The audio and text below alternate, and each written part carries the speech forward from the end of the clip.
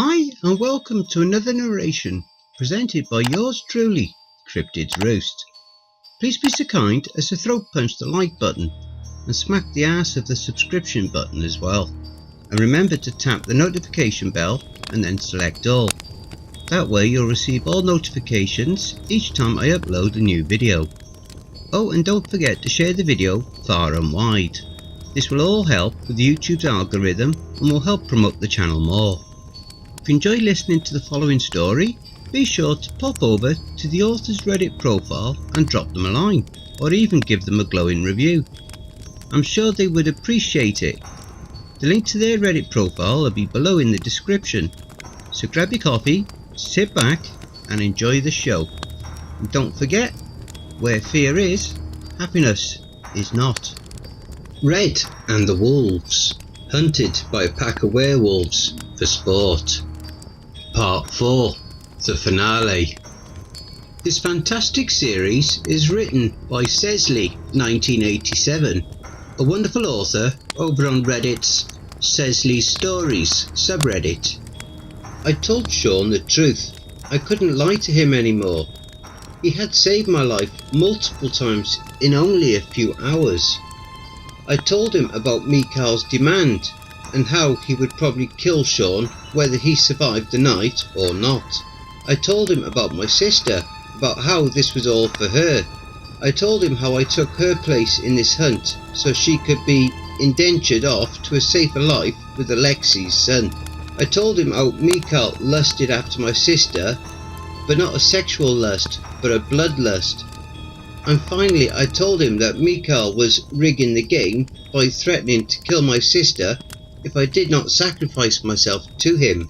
So now I sat alone in a newly stolen car with only the sound of the wind blowing through its broken window to accompany the rushing thoughts in my head.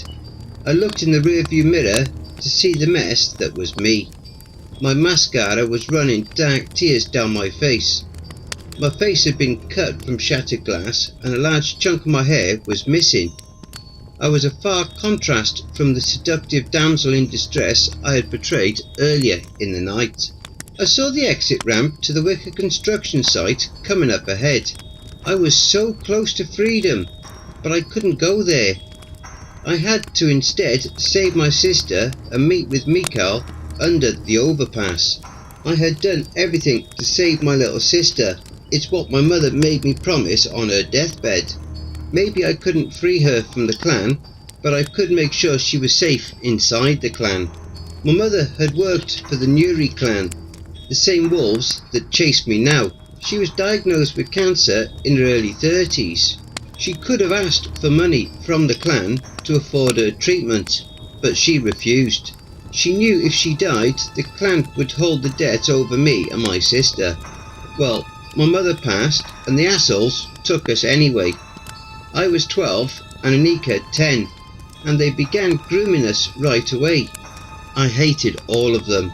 I took the turn around under the overpass and drove into a small parking lot, shrouded in shadows from the overhead highway.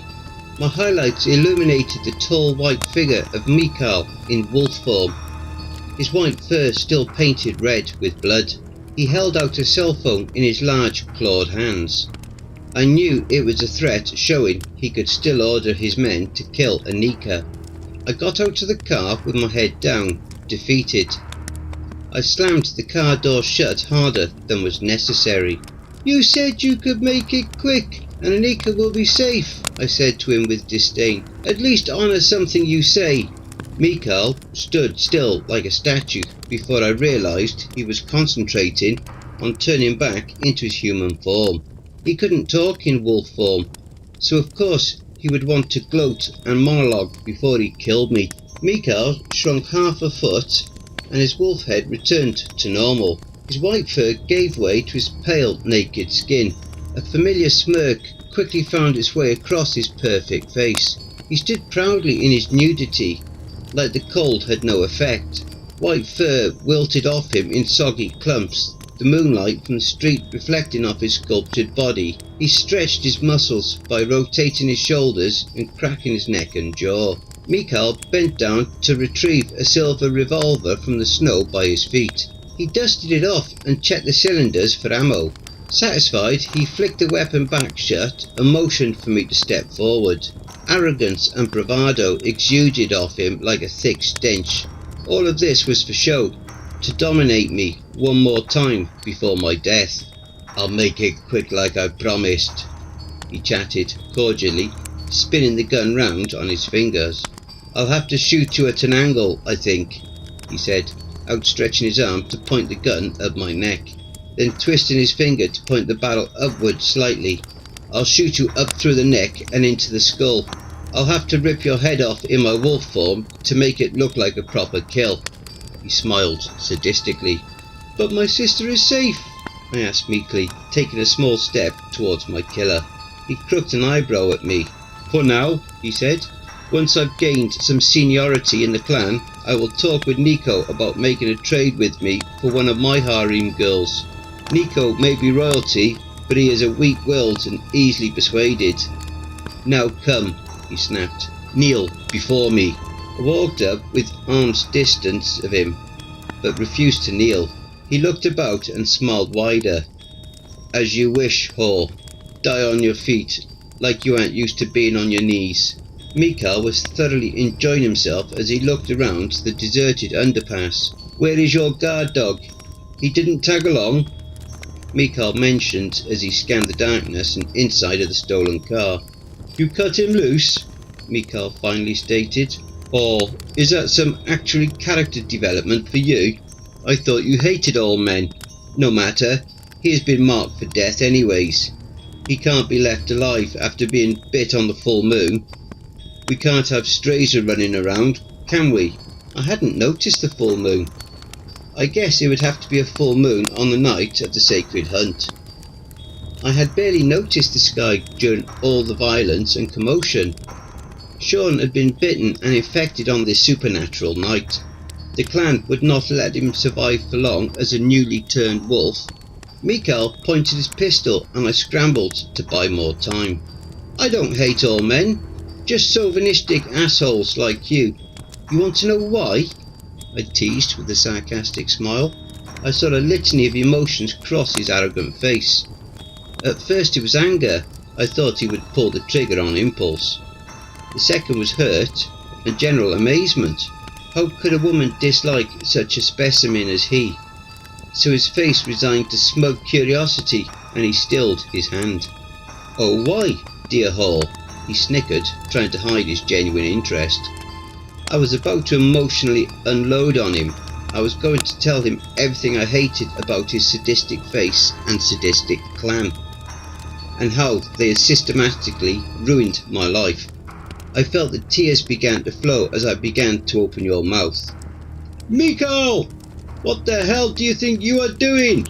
came a voice in the wolf's native language. We both turned to see an older man jogging up, obviously limping and favouring his chest. It was the wolf that Sean had wounded lightly in the beginning, and the cop had shot multiple times before the wolf threw the cop through the windshield. The wolf was haggard and grey. Obviously he was the oldest of the pack, but his muscles were corded and rippling through his flesh. His face was the only thing human. "None of your business, old man. I'm ending the hunt. Just had the gun out in case her Rambo bodyguard decided to show up." Mikhail shouted disrespectful at his elder. The elder stiffened, not taking the upstance bullshit. He sniffed at the air lightly and looked around, like he didn't feel the animosity coming from Mikhail. "What are you doing here anyways? Meet up at the construction site and we will end the ceremony there," Mikhail demanded. The elder huffed and used his pointer human fingers to wipe his eyes as he continued in a guttural tongue. "Aye, I was looking out for you, pup. This is your night, isn't it?" Then I smelled wolf blood. My sensitive hearing hasn't gone yet either. So now I know you are playing your own games to cheat and win.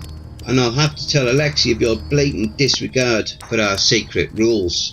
I saw Mikhail flinch as the elder continued. I meanwhile snuck back to the cover of the open driver's seat of the car. "Furthermore, pup," the wounded elder tried to continue through wheezing breaths. but they were interrupted with multiple shots from Mikhail's pistol slamming into his exposed human face, neck, and injured wolf body. The elder collapsed in the snow like a bloody snow angel, steam and heat rising from his dying body. "Shit! Now I'm out of ammo," said Mikhail in common at the sight of his emptied pistol. "I guess I can blame it on your boy toy you had shooting at everyone," as he threw his empty gun on the ground. Mikhail looked up at the full moon peeking lowly over the buildings with intense concentration. Finally he spoke with a jovial voice. "If I can make a Mr. Brightside reference, I'll be coming out of this cage doing just fine, right?" He smiled his gorgeous smile. "The elder was a massive dickless blowhard, and I get to kill you as slow as I always wanted now." I was busy scrambling around inside my rusted white Buick to really notice all the dumb stuff Mikhail was saying, but I could hear the naked Mikhail begin to slowly trot towards the vehicle. Mikhail was stopped by a hissing laughter coming from the dying elder in his makeshift snow grave. Mikhail stopped and turned to look at his betrayed clansman. "Foolish young pup!" Quietly the elder wheezed in common tongue. "I smelt the blood of a wolf. You don't even use your own powerful senses correctly." "What are you talking about, you mangy mutt? Die already, will you?" Mikhail barked. During Mikhail's tirade, the trunk of the Buick popped open and a lithe figure slipped out to the passenger side door and aimed an awkwardly bright yellow weapon at him. "There are two of them, dumbass. You didn't smell the one in the trunk," the elder croaked with his dying breath. Mikhail turned to see Sean posted up against the passenger side of the Buick, aiming what looked like a bright yellow shotgun at Mikhail. A beanbag round flew at sonic speed to rocket towards Mikhail's proudest target. The bag pelted him right in his exposed and unprotected genitals. The albino man let out a gasping whimper and collapsed into a fetal position. Sean racked loose the spent shell and loaded another non-lethal beanbag round into the yellow shotgun. "I just wish cops had real guns and not this hugger-thug bullshit," Sean yelled in righteous anger as he pointed the barrel down at the whimpering Mikhail's face. Another beanbag rocked Mikhail's face into a bloody mess, sending him spiralling into unconsciousness. Sean's anger wasn't unsatisfied as he flipped the shotgun over to beat Mikhail's limp body. "That won't work, Sean!" I cried. "When they are close to death, they heal crazy quick. Beating him will make him stronger." Sean paused mid-pummel, Mikhail already convulsing violently. "What about the old-timer? Is he dead?" "Must have had silver bullets in Mikhail's gun. He was always paranoid of the wolves around him, or Mikhail landing a killing shot on the weakened elder wolf," I explained quickly. I got in the car and honked.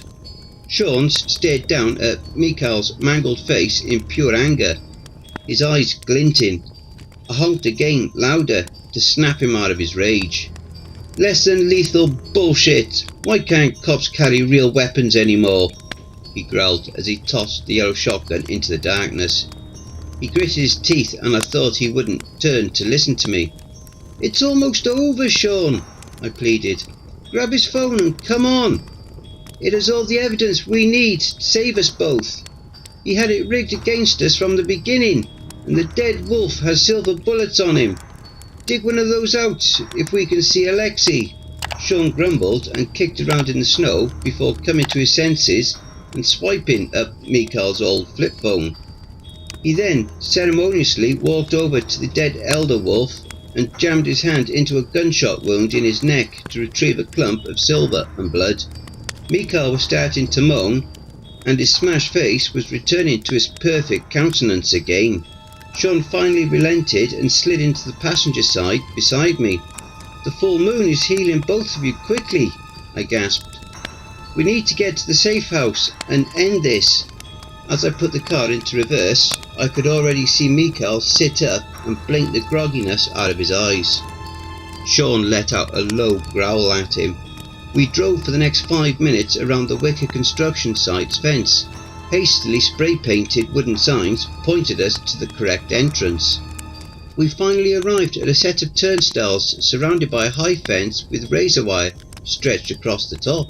We turned off the car and cautiously made our way to the spinning metal bars. Hopefully it would allow both of us to enter through the revolving bars. But Sean let me go first. We thankfully made it through the turnstiles to enter a large, sparse concrete lot, littered with lamps, construction equipment and boxy metal buildings. One of the boxy buildings' front door was open with an inviting yellow glow from inside. "So that's the finish line," Sean said, more as a statement. "It's obviously a trap." "Yep," I said as we trudged towards the welcoming light. A massive figure stepped up to the door frame, cutting off the warm light. It was Alexei, in full wolf form, with his two-tone eyes of gold and green and black fur with white around his eyes. He was having to duck in the trailer. He stepped out onto the stairs and turned his body to motion with his hands for us to pass into the room. "What the hell is this?" I said suspiciously. "Nothing," Alexei said through his deep wolf voice. Years of experience had taught him to speak while in wolf form. "You cheated, but you knew you had to defeat Mikhail. It was his test and he failed." I walked past Alexei into the office. It was warm and well lit, with bottles of water and sandwiches on a side table. Sean went to follow and Alexei stepped in his way, poking a sharpened bone claw into his chest. "Not you, boy. You killed an honoured pack member and injured many more. You've taken a bite from me and have already begun the change. The ancient rules declare your death." I watched Sean take a step back and raise his fists in a pitiful attempt to challenge the gigantic Alexei. Sean began sniffing the air and a look of horror washed over his face. Sean backed further out into the snowy yard and Alexei followed. Sean's head whipped back and forth, searching the darkness around him. I stepped forward to the door's edge to see what Sean was looking at. There were multiple sets of glowing eyes flanking him out of the darkness. At least 10 sets of eyes in total, towering over him and drawing closer and closer in a tightening circle. At this point the 10 lumbering wolves entered the light, spilling out the doorway, towering above him, standing upright. Many I hadn't seen before, many I had. Sean sighed a deep sigh of defeat and dropped his guard. His shoulders slumped. "Stand the mutt up for me to see him," Alexei barked out into the crowd. Alexei made a quick motion with his head and 2 unknown wolves shot out to grab Sean by either shoulder. Sean pulled back with a growl and his eyes flashed gold for a moment, but quickly realised he was not getting away. The 2 wolves held Sean tightly as Alexei walked down the short steps towards him, to lift up his chin in his clawed hand to look down directly into Sean's gold eyes. "You have 2 options," the guttural mix of beast and man issued from Alexei's throat. "You interfered with our sacred hunt and resulted in the deaths of 2 of my clan." Sean's face was stoic, but the cold was making him shiver. "Our ancient rules dictate death to the outsider, but I'm a reasonable packmaster, and I know the trickier and wiles of the female," he growled at Sean.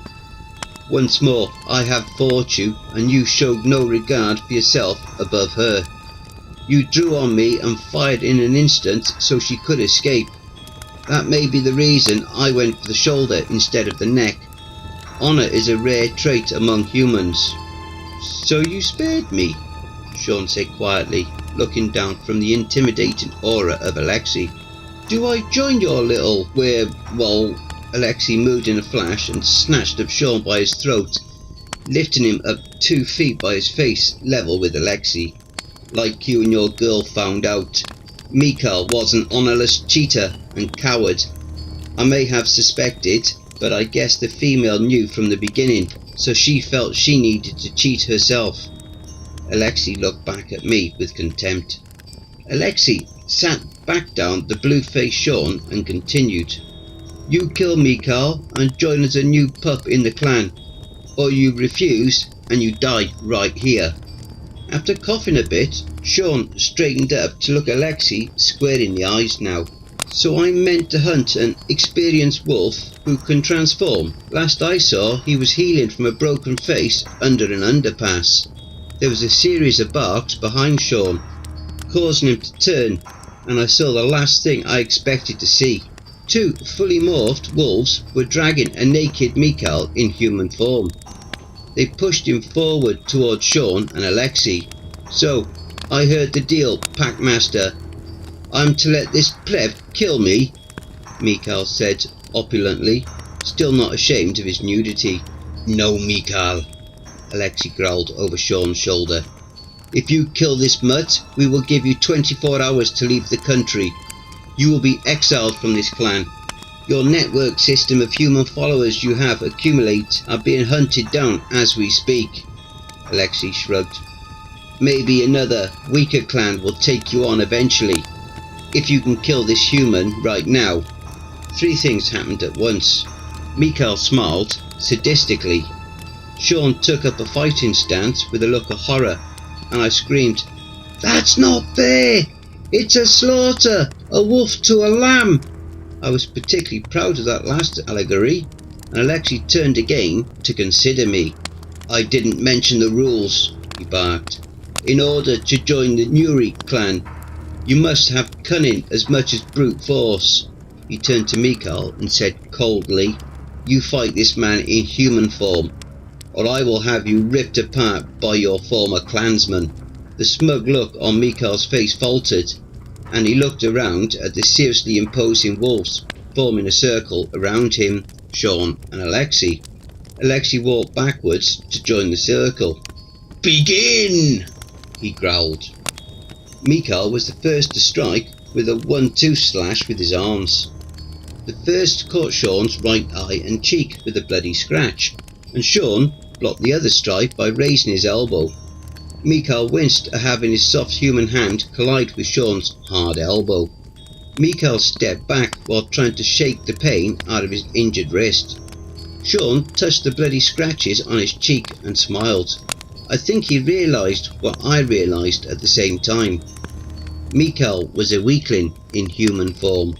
I would like to say Mikhail put up a valiant effort, but I'm not going to lie for that shit.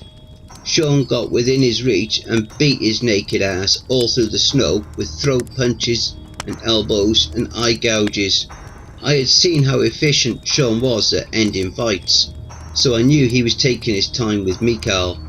Finally, Sean delivered a low kick to the inside of Mikhail's knee, causing him to crumple to his other knee in the snow. Mikhail tried to stand, but Sean performed a devastating downwards elbow, like an axe, to the top to Mikhail's head. Mikhail staggered and almost topped over into the snow if Sean hadn't swooped in behind him and wrapped him in a chokehold. Sean arched backwards, lifting Mikhail's bare toes out of the snow. Mikhail kicked and wheezed groggily. This was it. Sean was going to strangle Mikhail to death in the next couple of seconds. True to Mikhail's nature, or just survival instincts, Mikhail's body exploded en masse, his rapidly expanding back and neck muscles flinging Sean off of him. The white fur sprouted instantly to cover him, and his already albino eyes glowing red. Wolf Mikhail spun around to face Sean lying on his back in the snow.